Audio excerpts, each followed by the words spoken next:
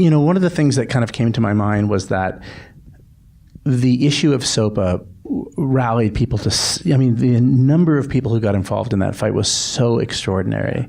And I wonder why we can't seem to get that number of people and that much passion about, the war in Iraq, or, pick your topic. There's so many, things in our society that could be improved. But what was it about that was able to get, and then also why can't we extrapolate that into other causes? Yeah, well, it's interesting. I think there's multiple answers to that question. I mean, that was one of the first, sort of battles, activist battles that I'd ever seen that had used a lot of these kind of internet tools that Aaron himself had developed.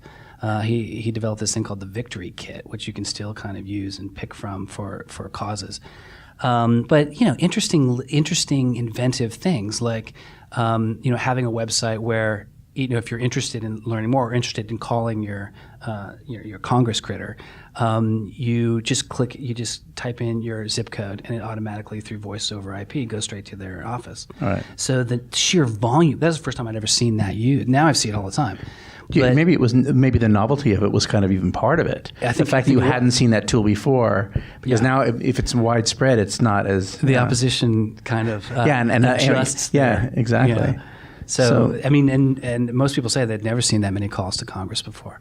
I think part of it helped that it was an internet issue, but it was something that it was the right time. It was a certain series of kind of that blackout sort of meme, I guess you'd say. It was so powerful and so clear.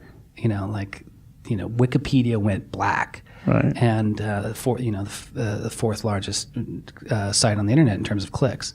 So I think there's a lot of things that were just new about that.